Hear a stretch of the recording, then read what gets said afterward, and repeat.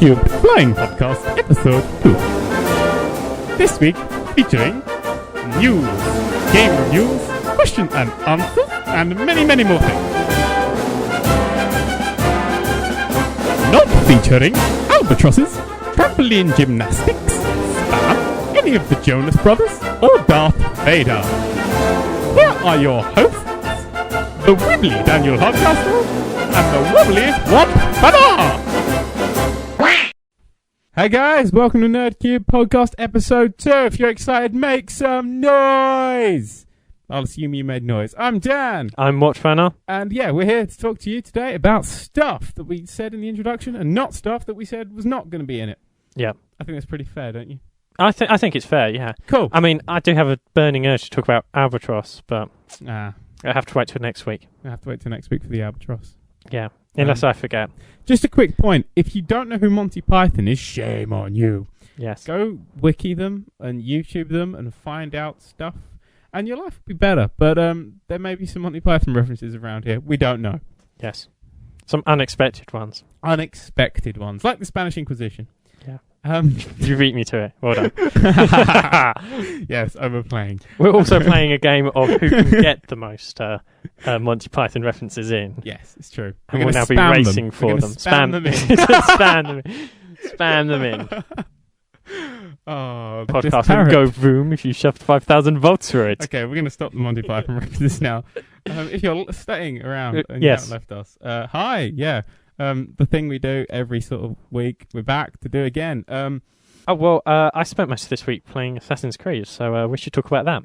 Oh, Ass Creed Brohood, as I like to call it. Yeah, it was a fun game. It was, which is rare for us because, I mean, normally we have very different opinions on what makes a good computer game. When it comes to video games, I'm more like Twitch reflexes and actually really extreme difficulty. And I like my games really easy with good detailed plotting and some nice fun lightheartedness and some puzzles. I like to be able to take my time over. And he plays puzzles. games on easy mode, or very easy if it's available. Okay, yeah, I do play games on easy, but I like games to be an experience. For me, I'm quite happy with people dying in 1 or 2 hits. That you having to hit them another 7 times and not get hit is an additional side effect that's just put on for you to brag. Well, no, I like the sort of game where when you finish playing it, your hands are bleeding and the blood is congealing and turning into the monsters that you have to fight while playing the game. That's the sort of difficulty I like, you know. Devil May Cry on Dante Must Die mode, easy. Come on, give me a challenge. Yeah, whereas I like the level after that where you just have infinite health and infinite everything. Horrible. Yeah, so as you can see, we have very different takes on what makes a good game. But surprisingly, we both actually really enjoy this game. Yeah, it's weird. I think we enjoy very different aspects of it, because I really liked the being able to build up your brotherhood, which was a really nice thing, and, you know, then letting them go around and do all your killing for you once you've trained them up. And I really liked... I really like all the future bits and the puzzle bits. There are lots of puzzle bits and stuff in the future. What I consider to be lovely dialogue. The future bit. That's the best bit. I almost only watch the game for that bit. This game goes, oh, you can play around in the future. And you're like, oh my god, I can jump between buildings and be awesome and stuff. And then you get to the future and you find out that you're going through the ruins of the place you were just climbing around. As someone who spent a long time in Assassin's Creed 2 building that place up, to see it still around 500 years later is sort of so heartwarming and, you know, comforting for me. Yeah, and what I really like about it is the general leaving from buildings, stabbing people and sneaking away into the darkness with their dead body to put them in a haystack or throw them down a well. You know, that's where I get my kicks from. Yeah, so that's definitely, you know, a varied thing. But we both agreed that the... pros outweigh the cons, even though we cannot agree on what's a pros and what are cons. No, we're pretty much exactly. Well, we can agree that there is a con in that they've got an awful lot of control that they've put onto far too many buttons. The one button does like 700 things. I mean, the number of times I've called a horse when I'm trying to talk to someone. Yeah. And then you have a cutscene and the horse is embedded in you. Yeah. It's really annoying. You're like, oh, that's kind of awkward. I feel a horse inside me. Yes, or the... Ezio's complete inability... Ezio's the main character. Ezio's complete inability to jump sideways. Yeah, this gets to me. In any other game, whether it be Uncharted, Tomb Raider, whatever, if you have a ledge on a wall, and there's another ledge on a wall to the left or the right, and there's a gap, You push left and X, you jump, you grab on the other one, you carry on. Every game. In this, if you push left and jump, Ezio will just leap up into space for absolutely no apparent reason. I don't know why they did that gameplay choice. And I think it is that too many. They kept coming up with new things and going, oh, this is really nice. We'll put this on that button. Oh, we're running out of buttons. And basically, they ended up with pretty much you end up with a hold R1 and X. And I can't work out why they decided that was 2 buttons. Yeah. And then just point in a direction and you move in that direction. And though it's all very good for looking impressive, the problem is, and bearing in mind, this is coming from me, the easy lover, you don't have any control over it. You're rubbish, but if you do it right, you can leap between legends things. I mean, on the like training missions, like the Metal Gear VR feature. missions. Yeah, that's a pretty awesome feature. They have leaderboards. I hated it.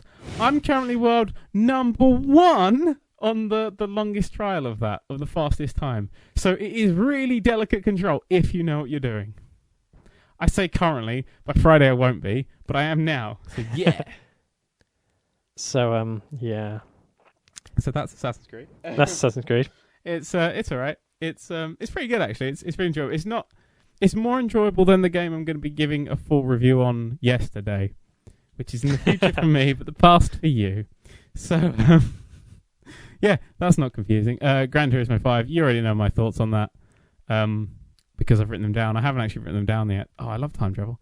So yeah, that game. We should make more time travel pieces. Oh, we should. I think that's all the gaming news we have. Oh no. I think we're gonna have to have a little bit of celebration here because Tim Schafer is making another game. Okay, here at Nerd³ we are huge Tim Schafer fans because he made Psychonauts, the Monkey Island series. Pretty much. What was the other one? The one he just released, Costume Quest, was one he just released. Amazing. He's gone from doing big games to doing little like PSN and Xbox Live games that are just so much better because when he designs a game, he designs a brilliant universe, really unique. I mean, Brutal Legend was set in a world of rock, which is every single screenshot. Everything was beautiful. Every screenshot looked like a heavy metal album cover. It was brilliant. Then you had Psychonauts. So many funny lines. He's such a great writer. He is the best. Well, he's the best writer in the freaking industry. Psychonauts, which had the summer camp for psychics, which was brilliant, and you had to go in everybody's minds.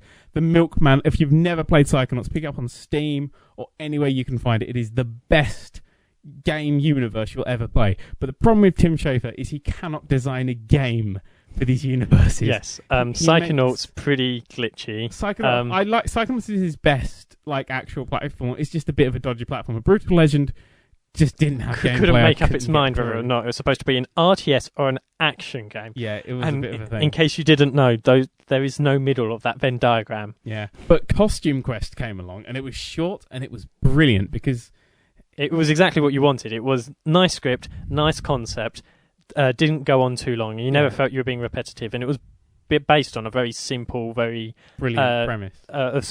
Smooth, yeah. Very smooth. I often find he lacks a sense of smoothness, and I felt we really got it right this time. Tim Schafer doing these little DLC games is simply just the best thing that he can possibly do because he can't crap up the gameplay as much. It's true. If you're only with it with a small amount of time, because he has so many brilliant ideas, compacting them. Like Costume Quest is about getting costumes to Halloween. Those costumes give you powers that are different. It's a brilliant. If you haven't picked it up, give it a play. I think I've reviewed it. I can't quite remember. I may have just told you to buy it, and you should. So shame on you if you haven't. Shame. But yeah, Tim Schafer is just a freaking genius. And his new one, I put the trailer up yesterday for us, 3 days ago for you, for Stacked, which just looks weird and different and interesting. And that's the thing. In an industry we're currently in, which is just bland, and you have clapped Tim Schafer will never make a first-person shooter. No, that's the sort of thing. And if he does, it'll be about a unicorn with a gopher riding it that flies to the moon to get pancakes to feed the starving. That's the sort of thing he would make. Yeah. You know, he's just... I'm not sure space is perhaps a bit too generic for it's Tim. the sort of thing. He's the sort of... You know, we have all these bland shooters. You got all the first-person shooters, Modern Warfare and Halo and stuff. They're great. People like them, but they're not for me. They're boring. You have these just bland JRPGs that fly out and stuff. And then Tim Schafer's in the middle going, I've made a game where you play as a guy who dies and then goes to the metal universe and has to do RTS battles with evil metal creatures and things, and the game looks gorgeous and is brilliant. And you're just there going, why don't you make more games? And now he is. It's a bit like if you were to go to yeah, it's a bit like if you were to go to a cinema and see a whole load of war films and then see Monty Python. You know, that is what Tim Schafer is in this Tim world. Schafer is the Monty Python of the game industry. You've asked questions, we're going to answer them. Question and answer, woo. Woo. Okay, that was a question and answer theme tune there. Hope you liked it. I hope you can tell I'm the musical one. Okay, so question and answers, people. The first question is from Nice2835. Asks, will there be a Meet the Creator Day on your own hosted server? Essentially, am I going to be running a server? Yes, I will be running a server at some point. And at some point soon. I have terrible internet, I'll be honest, at the moment. So I am racking my brains to find out a way of doing it. I'll probably just upgrade my internet. And I will be running a server... I'm not going to say when because I don't know, but I will be running a server and it will be in the map where the Underground City map, so you can explore it and you can see all the underground skyscrapers, lava room, and all that sort of thing that I've put. It's quite a detailed map, and I hope you enjoy it. So yeah, I will be running a server every day. If you're interested in that, leave a thingy in the comments saying I'm interested in that, so I know how many people are interested in that, so I know how good to get me internet. So to summarise for you, Nice, that was, yes.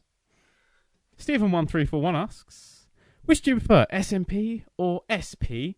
And will the health patch that came out yesterday but will be coming out tomorrow for us change your opinion on SMP? Yeah, well, I prefer SMP personally, even though I don't play with other people. I just like having... a server is a lot more customizable, so if I want to tweak something... I'll just tweak it or something, because Minecraft is a bit dodgy. If you lose diamonds and stuff you've had because a save corrupts or something, it's nice just to throw them back at yourself. It's still the patch changing it will definitely make me play it a lot more, and I'm kind of looking forward to it because I want to fight spiders online as opposed to what we currently do, which is like flail at them with fire, going burn, and they don't burn, they never burn, and they do burn. Cactus defense, everyone, have a cactus defense. It's the only way of killing the bloody things. Yeah. And so to summarise, Stephen, the answer is he likes multiplayer, but he doesn't like people. You're doing good here. I quite like you being here. Remember that what hasn't played much Minecraft, who doesn't know these Minecraft-related questions, so should be fun.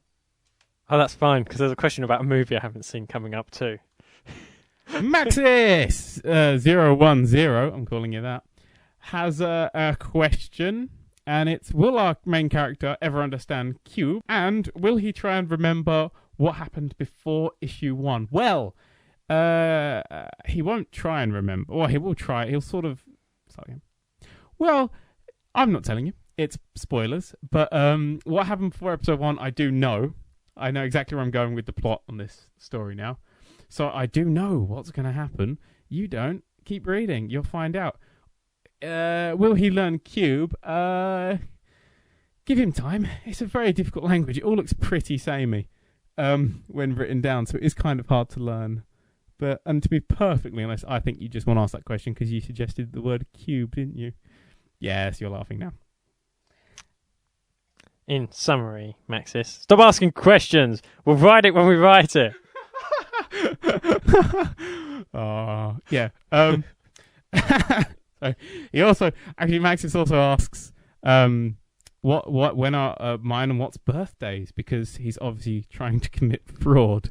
Okay, so I can answer this one. For once, I can answer one. Hey. Yeah, I was born on the 25th of December, 0 BC or 0 AD, depending on your perspective. Yeah, it's like 12 a.m. p.m. It's normally a.m. Yeah, the first one. So, okay then. So the one it's coming BC? up to. It's the one it'll be coming up to. Oh, okay. So In which case, AD, 0 AD. Okay, he was born, and I was born on November 5th, 1955. Just in case you want to know. Yeah. And to summarise, stop trying to steal our identities. Our identities aren't even that good in the first place. Why don't you try and steal some sort of celebrity or someone who's cool? We're kidding. We love you, Maxis. You're always commenting. Woo, big up the Maxis. Very nice. And Thank now you have to ask us more questions. Yes. But not relating to our own personal information. Yep. So no national insurance numbers or anything like that. No, please don't. And no more complicated plot-based questions. Yeah, you'll find out the plot when the plot happens. So, and to be fair, there is quite a lot of plot I've written for this. So, yeah, just stick around. We have one final question, and this is from Jonathan Bloom, who is my favourite person to send in a question, purely because He doesn't have a number after his name that I'm trying to remember from a screen over there. And well done for not using numbers. He asks, what did you think happened at the end of Inception? If I remember rightly, the screen went black and words went up. Was it up? Yeah. I don't know. I haven't actually seen the movie, so I'm going to struggle with this one. I mean, I've seen Nolan brother films before, and generally I find that they tend to end disappointingly, so I'm going to hazard a guess at that. I mean, in general, they say, hey, here's some really nice ideas, and you go, well, I've got about... It's definitely one of these 3 solutions or 2 solutions. And then they go with both of them and you go, but they contradict each other. You can only have one, but they disagree with me often. And I mean, the best ending I think they've had so far is the Batman Begins one, and there are going to be some spoilers here, so if you want to skip ahead. So at the end of Batman Begins, and he says, and he decides to kill the enemy, but he's not really killing him because he's not saving him. From a train that he rigged to run into a building. That's a bit like saying, I'm not shooting you, I'm just not stopping this bullet from hitting your chest after I've pulled the trigger. I mean, seriously, how is that supposed to be justifiable? Batman, you're a hypocrite. Regarding the end of Inception, the bit I know you're on about, it wasn't a dream. If you think it was a dream, then it was a waste of a movie. I do have a bit of an issue with that film because they go that the purgatory place, they go, oh, it's purgatory, it's inside his head or someone else's head, and then the guy goes there and it just doesn't make sense. As soon as they sleep again in the hospitalized space thing and go into the purgatory thing, that's when the movie stops making sense and breaks its own logic, and I really got annoyed with it then. But before then, it was all fine. It's not a dream. If it was a dream, then it would just annoy me. It would really, really, really annoy me because the whole thing would have been a waste of time. It's like, oh, he was just dreaming. Then this was a waste of 2 hours.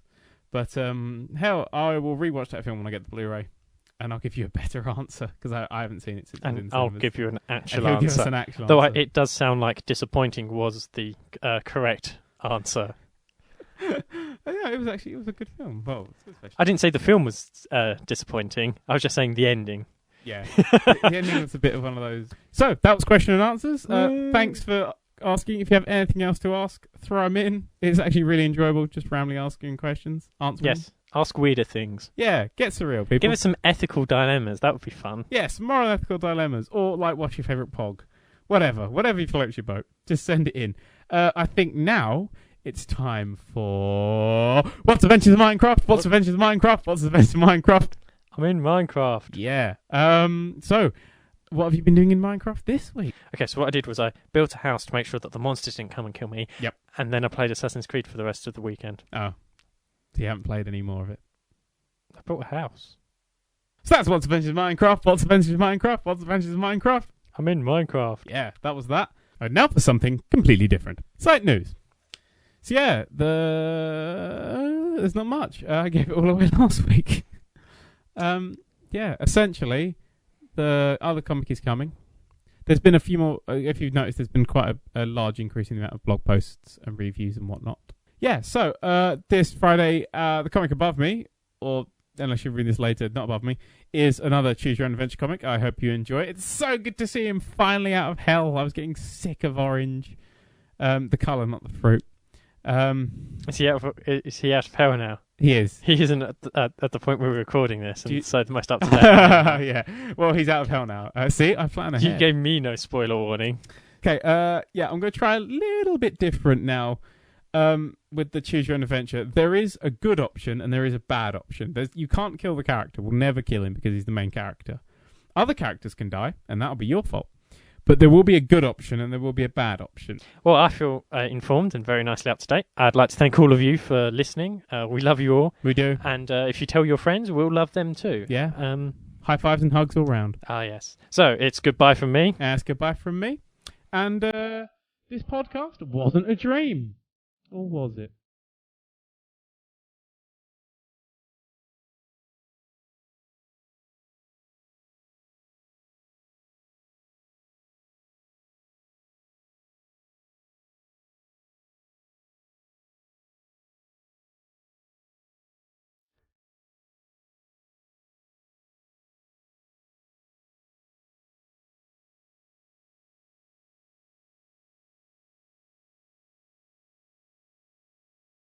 Hey guys, welcome to Nerd³ Podcast episode 3.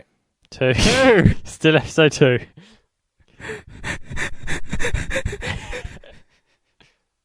Hey guys, welcome to Nerd³ Podcast episode 3. Oh fuck! You know that's going on the end now. That's our blooper of the episode. Yeah. Who asks, what are the chances of... Why did I just tweak my nipple? Oh, brilliant. Okay. And then, wait, hey, hang on. And I basically live your life. Woo!